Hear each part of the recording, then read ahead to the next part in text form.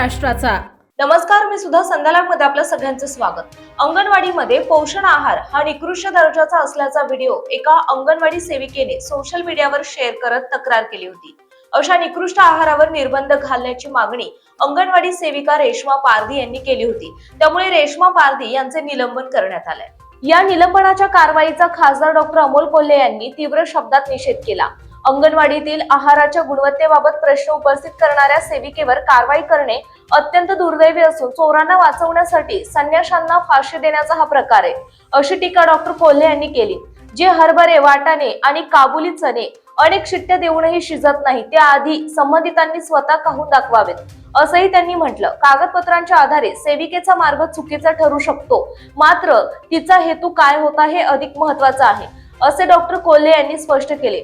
पोषण आहाराची खरेदी राज्य स्तरावर केली जाते, त्यामुळे सेविकेवर कारवाई करण्यापूर्वी आहाराचा पुरवठा करणारे ठेकेदार, कंत्राटदार तसेच साहित्याच्या गुणवत्तेची तपासणी करणाऱ्या संबंधित अधिकाऱ्यांवर कारवाई करावी, अशी मागणी त्यांनी मुख्यमंत्री यांच्याकडे केली आहे। शेगाव तालुक्यातल्या एका अंगणवाडी सेविकेने रेश्मा पारधी यांनी शालेय पोषण आहाराच्या संदर्भामध्ये एक व्हिडिओ सोशल मीडियावर पोस्ट केला आणि त्यांनी सोशल मीडियावर हा व्हिडिओ पोस्ट केला म्हणून त्यांच्यावर निलंबनाची कारवाई करण्यात आली। खरं तर ही निलंबनाची कारवाई निषेधार्ह आहे। चोर सोडून संन्याशाला फाशी देण्याचा हा प्रकार आहे आणि अशी कारवाई करणाऱ्यांनी आधी 11 शिट्ट्या देऊन जे हरभरे, वाटाणे आणि काबुली चणे शिजत नाहीत ते आधी खाऊन दाखवावे।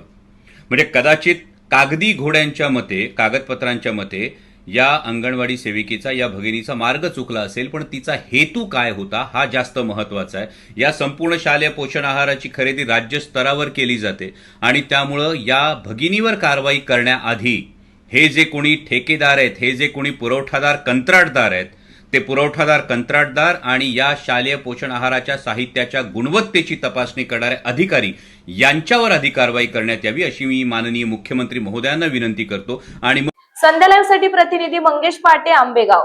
ताज्या आणि महत्त्वपूर्ण बातम्या पाहण्यासाठी आजच आमच्या संध्या लाईव्ह न्यूज चॅनलला YouTube वर सबस्क्राईब करा आणि बेल आयकॉन प्रेस करा।